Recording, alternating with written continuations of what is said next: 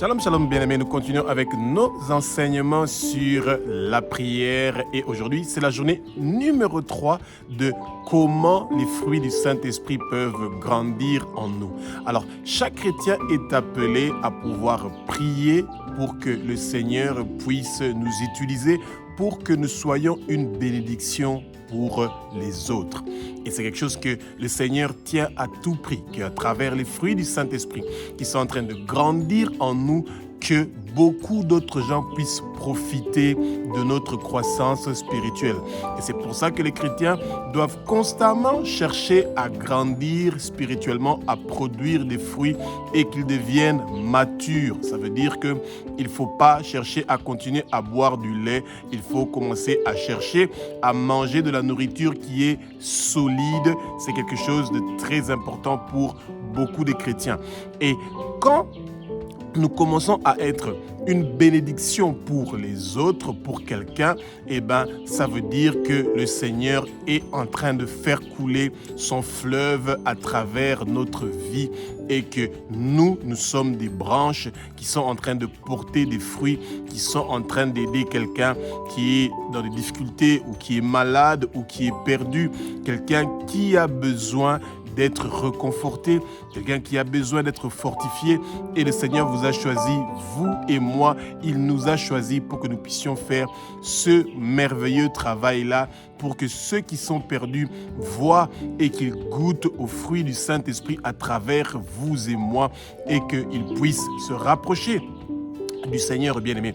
Que le Saint-Esprit prenne le contrôle de ma bouche pour que ce que je veux dire, que ce ne soit pas des paroles qui viennent de moi, que ce soit des paroles qui sont inspirées par le Saint-Esprit, que les écailles tombent, que nos yeux s'ouvrent, que nos oreilles s'ouvrent, que notre compréhension vienne, bien-aimé. Et comme c'est écrit dans Actes chapitre 2 du verset 1 au verset 4, que le vent impétueux du Saint-Esprit commence à souffler dans le lieu où vous êtes pour que vous puissiez être remplis du Saint-Esprit et que la puissance du Saint-Esprit vienne en vous, bien-aimé, que la puissance du Saint-Esprit vienne en nous, bien-aimés, et que nous soyons en train de produire des fruits merveilleux du Saint-Esprit.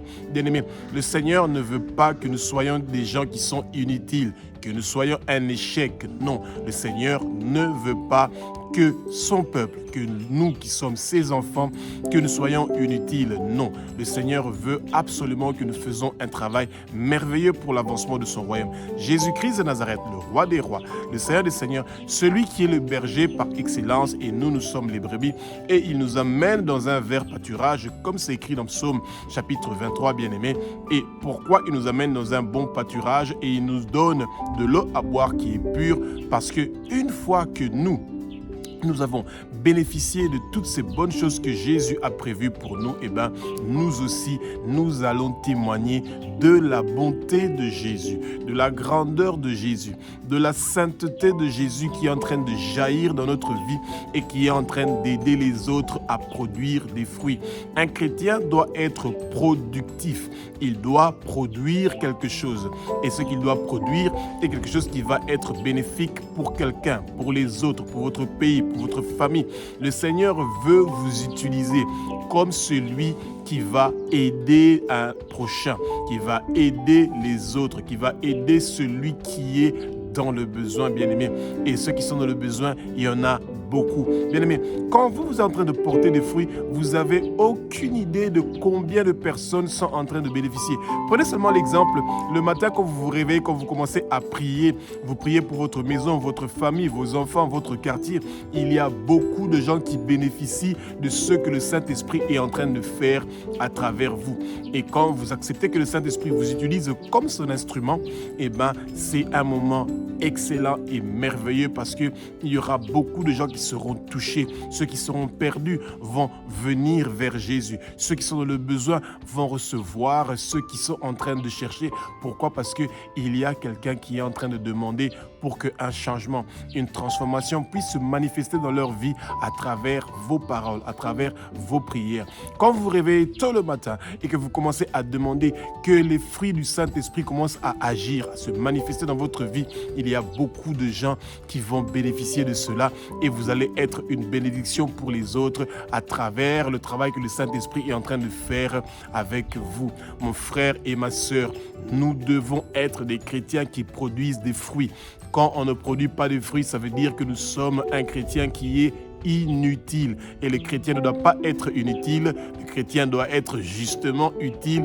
Et c'est pour ça que le Seigneur nous a appelés de venir vers lui pour que beaucoup quittent les ténèbres et se tournent vers la lumière au nom puissant de Jésus que Dieu a resté des morts selon les Saintes Écritures.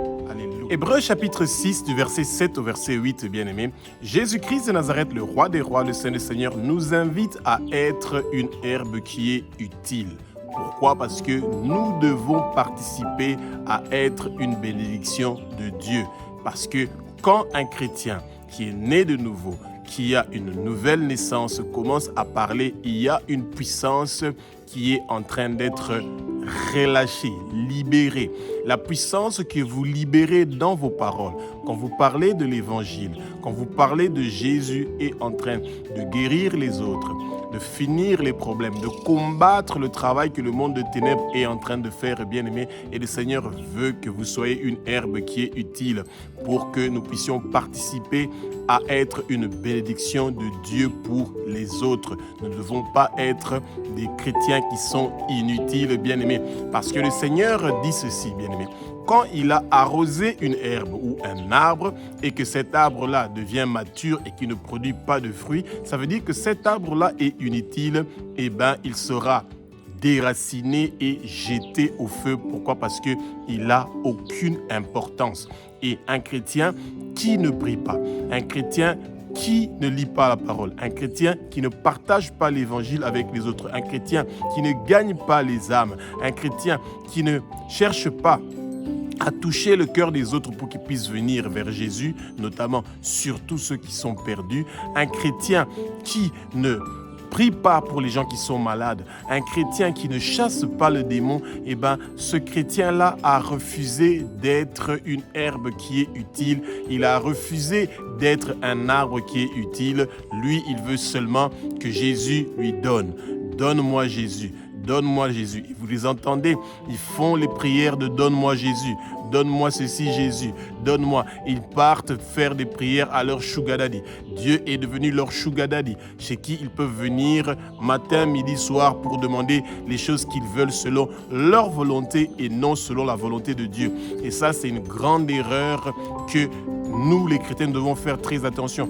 Et Dieu nous a toujours prévenus pour les gens qui pensent que Dieu est leur sugar daddy. Rappelez-vous, bien-aimés, que Israël, ils étaient à 3 millions dans le désert et déjà, ils avaient pleuré pour qu'ils puissent sortir de la servitude en Égypte. Et quand ils sont arrivés dans le désert, ils n'ont fait que se lamenter et murmurer contre Dieu, bien-aimé. Et c'est pas ça que le Seigneur veut. Le Seigneur ne veut pas que nous soyons des chrétiens qui sont là seulement à murmurer et à se lamenter de notre situation. Le Seigneur veut que nous soyons utiles. Quand vous êtes en train de prier, d'intercéder pour les autres, bien-aimés, vous n'avez aucune idée de la bénédiction qui vous attend parce que vous prenez votre temps pour prier pour les autres. Parce que vous faites des sacrifices pour être un arbre qui va produire des fruits et que d'autres pourront bénéficier, bien-aimés. Votre prière, votre lecture de la parole à haute voix est en train de faire des dégâts collatéraux dans le camp de notre ennemi qui est le Satan, bien-aimé. Quand un chrétien est en train de prier, le vent qui emporte vos prières, ce sont des missiles balistiques intercontinentaux qui sont en train de partir sur le front spirituel et détruire tout le travail que les trônes, les dominations, les principautés invisibles, les puissances invisibles, les princes des ténèbres invisibles, tout le travail qu'ils ont fait contre le peuple de Dieu et qui cherchent à maîtriser ceux qui sont perdus, votre prière est en train de détruire tout ce travail qui est fait dans le monde de ténèbres. Les réclamations qui sont faites dans les hôtels de sorcellerie, d'occultisme et de satanisme sont en train d'être effacées par le sang de Jésus, par votre prière. Et c'est ça, être un chrétien qui est utile. Mais un chrétien qui ne prie pas, un chrétien qui ne lit pas, qui n'étudie pas la parole, et un chrétien qui est inutile et faisons attention de ne pas être jetés au feu parce que nous occupons de la place qui n'est pas une place où ceux qui sont inutiles doivent occuper au nom puissant de Jésus. Alléluia. Bien aimés, les chrétiens doivent toujours prier parce que nous devons nous rappeler une chose.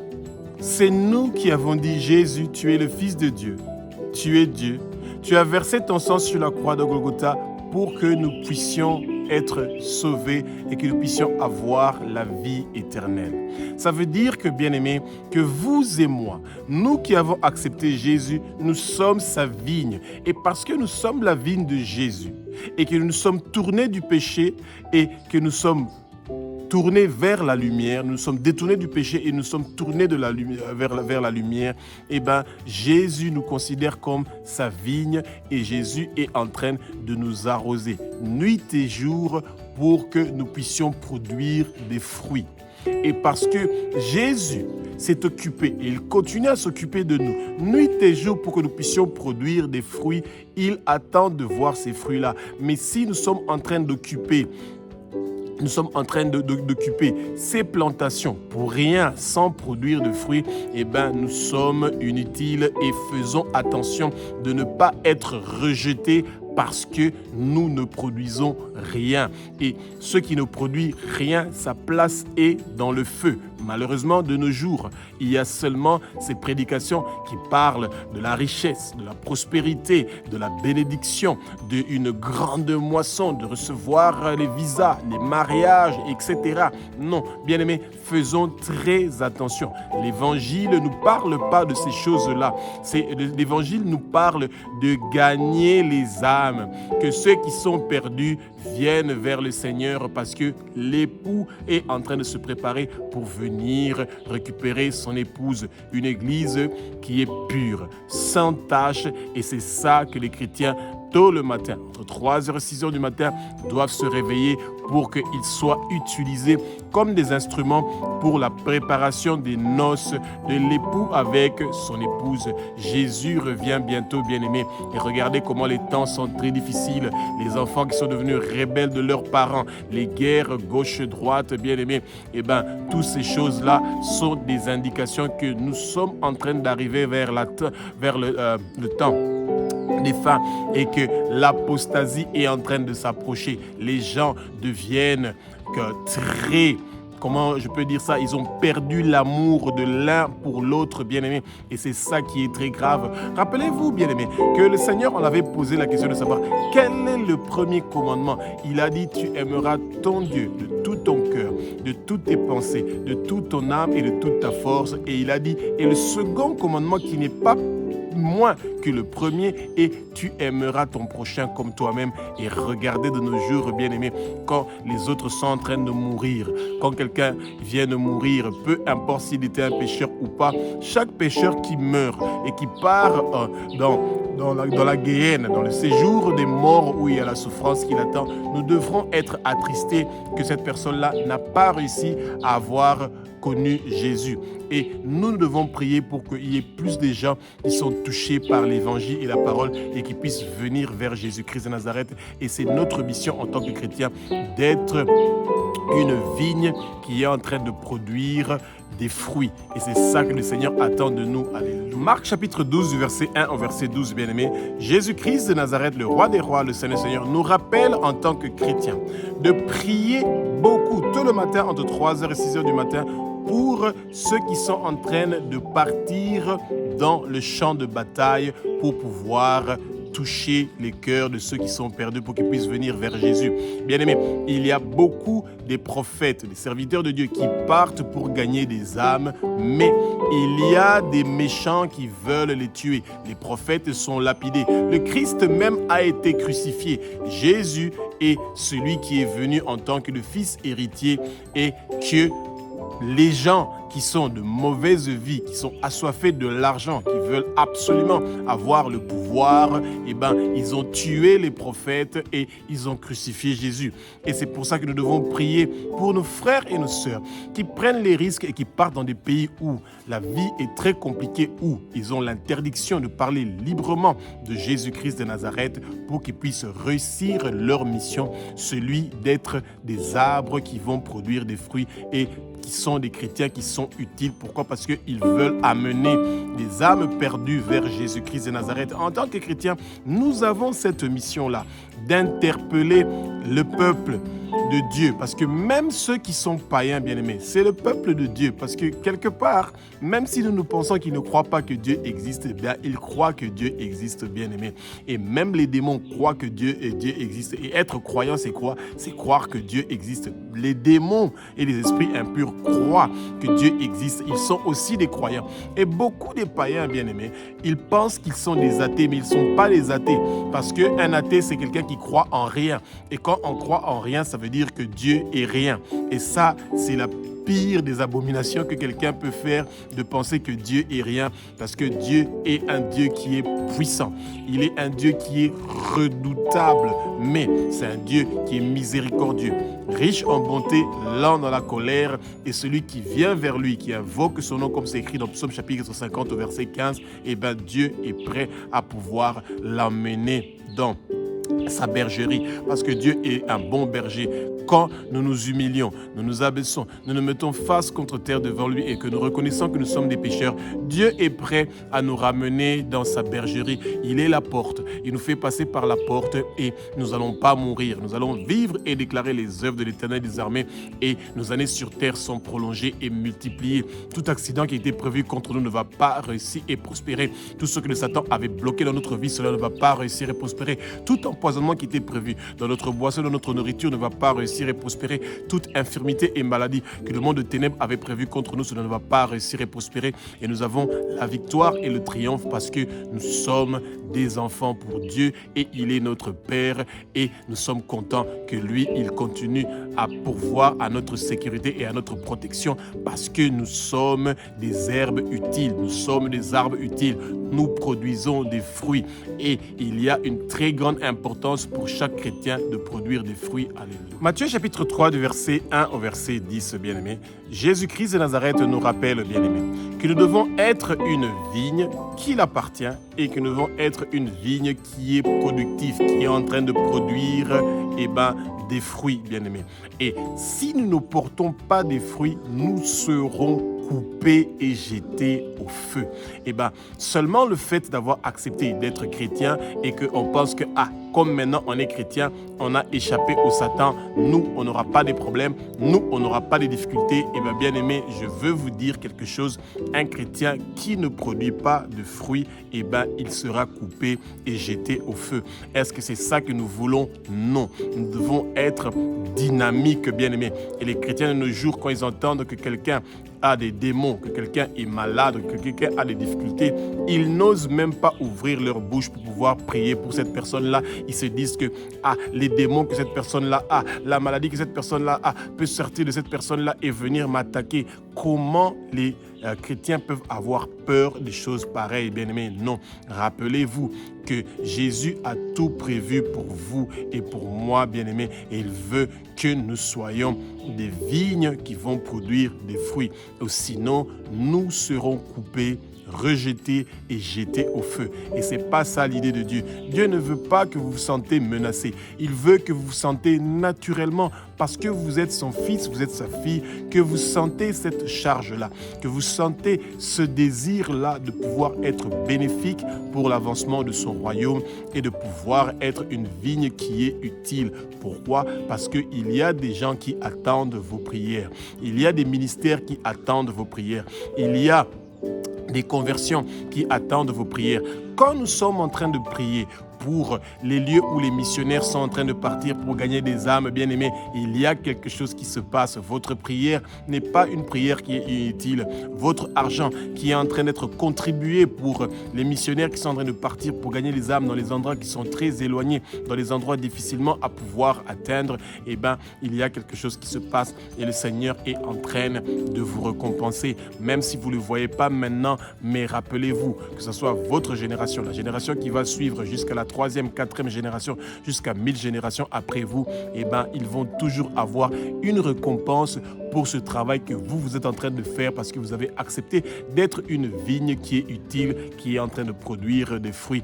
Et c'est ça qui donne le plaisir à Jésus, de voir que celui qu'il est en train d'arroser, cette vigne qu'il est en train d'arroser, que cette vigne-là est en train de donner des fruits et qui fait sa fierté. Un chrétien qui parle avec assurance et confiance de l'évangile de Jésus-Christ de Nazareth, des grandes choses que Jésus a fait, comment il est né d'une façon miraculeuse et qu'il est ressuscité des morts pour que nous puissions être sauvés, eh bien, ce chrétien-là est en train de libérer une grande puissance qui est en train de toucher le cœur de beaucoup de gens. Seulement quand les gens commencent à entendre ces bonnes paroles de ce que Jésus a fait ici sur terre, la guérison commence, la conversion commence, la délivrance commence à travers votre bouche, à travers vos paroles. Et c'est ça, être un arbre, une vigne, une herbe qui est utile. Et c'est ça que le Seigneur a prévu pour vous. Alléluia. 1 Corinthiens chapitre 10, du verset 1 au verset 12, bien-aimés.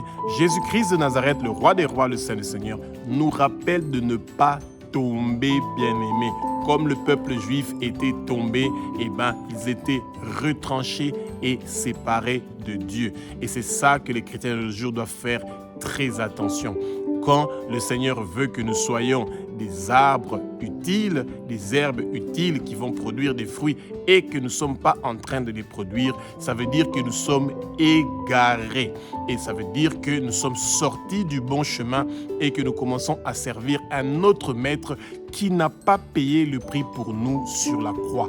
Et c'est ça que les chrétiens doivent faire très attention. Eh bien, quand Jésus a payé le prix sur la croix de Golgotha avec son sang précieux, il l'a fait pour que nous puissions être ses serviteurs, que nous puissions faire sa volonté et non notre propre volonté. Et quand le peuple de Dieu ne veut pas écouter ces choses-là et que nous commençons à amener la rébellion, la corruption physique, morale et spirituelle et que nous refusons d'être productifs, eh ben, le Seigneur sait que nous sommes utiles à rien et il pense que nous devons être coupés, déracinés et jetés au feu parce que nous sommes en train d'occuper une place que nous ne devons pas occuper. Et c'est ça que le peuple de Dieu doit comprendre, que nous devons être un canal de bénédiction pour quelqu'un, pour les autres. Et c'est ça que Dieu veut.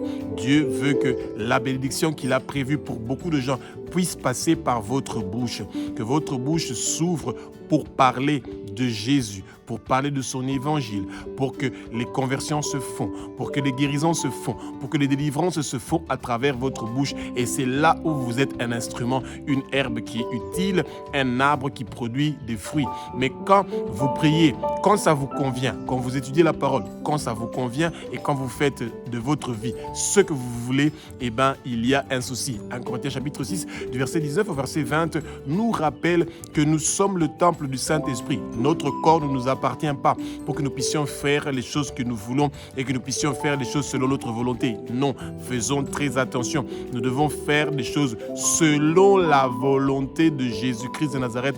Et sa volonté est qu'il y ait une bonne balance. Le 3/4 du peuple du monde entier sont totalement dans l'obscurité et ils doivent quitter l'obscurité pour venir vers la lumière. Jésus veut nous utiliser pour que nous soyons des herbes utiles, des arbres utiles qui vont faire sortir son peuple des ténèbres pour qu'il puisse se tourner vers la lumière, bien-aimés. Nous savons qu'il y a 10 milliards d'habitants dans le monde entier. Il y a moins de 1 milliard qui ont donné leur vie à Jésus-Christ de Nazareth. Et vous et moi, nous tous, nous avons cette mission-là d'emmener un changement à ces chiffres-là et que le peuple de Dieu, dans chaque coin du monde entier, puisse recevoir l'évangile, que les conversions viennent, que les guérisons viennent, que les délivrances viennent et l'heure du retour du Mashiach est prêt et il peut maintenant venir. Pourquoi? Parce que l'évangile est arrivé partout dans le monde entier, bien-aimés. Et c'est ça que le peuple de Dieu doit faire. Travailler nuit et jour pour que Jésus revienne, parce que les temps sont devenus tellement difficiles. Et je sais que votre prière entre 3h et 6h du matin va aider à la propagation de l'évangile de Jésus dans chaque coin du monde entier. Alléluia. Psaume 60 au verset 14, bien-aimés. Jésus-Christ de Nazareth, le roi des rois, le Saint du Seigneur, nous rappelle qu'il nous a choisis pour que nous puissions être ceux qui vont interpeller les autres qui sont perdus, pour qu'ils puissent revenir vers le bon berger qui est Jésus-Christ de Nazareth, et que sa bergerie est ouverte pour toute personne qui fait confiance au bon berger et qui reconnaît qu'il est le Fils de Dieu, qu'il a versé son sang sur la croix de Golgotha pour que nous soyons sauvés et que nous quittons les péchés et nous tournons vers Jésus et que nous allons faire sa volonté. Bien-aimés, Jésus est un Dieu qui fait des exploits, qui fait des miracles pour que nous puissions écraser nos ennemis, pour que nous puissions écraser les ennemis du plan de Dieu, de celui que tout le monde entier puisse recevoir l'évangile de Jésus-Christ de Nazareth et qu'il puisse venir vers Jésus pour qu'ils puissent avoir la place que Jésus a préparée pour eux au royaume du Père. Et c'est ça que le peuple de Dieu doit comprendre, bien-aimés, qu'aujourd'hui, ouvrez votre cœur, soyez disponibles pour que vous soyez une herbe qui est utile, pour que vous soyez un arbre qui est utile et que Jésus puisse vous utiliser pour l'avancement de son royaume. Eh bien, nous savons que maintenant, vous savez très bien que vous devez être des fruits que vous devez produire des fruits et que le Saint-Esprit commence maintenant à vous remplir. Soyez remplis de sa puissance et que vous puissiez faire des merveilles, des miracles, des exploits pour que tout le travail que les trônes, les dominations, les principautés invisibles, les puissances invisibles, les princes des ténèbres, bien-aimés, tout le travail qu'ils ont fait pour empêcher le peuple de Dieu de pouvoir recevoir l'évangile, de pouvoir être prêt, qu'ils puissent veiller pour le retour de Jésus-Christ de Nazareth sur terre et que les noces de Jésus avec son Église, les noces de l'époux avec son épouse soient préparées de façon parfaite parce que Jésus veut rencontrer une Église qui est pure, sans tache. Et c'est pour ça que nous, avec nos prières, avec l'évangélisation que nous sommes en train de faire partout dans le monde entier, cette mission-là ne va pas nous rater. Et quand nous produisons des fruits, nous avons des prémices que nous pouvons donner à Dieu bien-aimé. Quelle merveille! Quand nous ne produisons pas des fruits, comment nous pourrons donner des prémices à Dieu? Eh bien, nos prémices, nous les avons quand nous sommes en train de produire quelque chose. Et c'est pour ça que le Satan combat le peuple de Dieu nuit et jour pour qu'ils ne puissent pas produire de fruits, qu'ils aient rien qu'ils peuvent donner à Jésus comme prémisse. Que le Seigneur soit avec nous et qu'il continue à nous donner la force. Et nous savons que nous allons continuer à nous battre jusqu'à ce que nous allons avoir la victoire pour que nous soyons une bénédiction pour quelqu'un, pour que nous soyons une bénédiction pour les autres. Et nous allons toujours être utiles. Nous sommes la vigne de Jésus de Nazareth, qu'il continue à nous arroser pour que nous aussi nous puissions arroser les autres. Au nom puissant de Jésus, que Dieu a resté des morts selon les Saintes Écritures. Alléluia.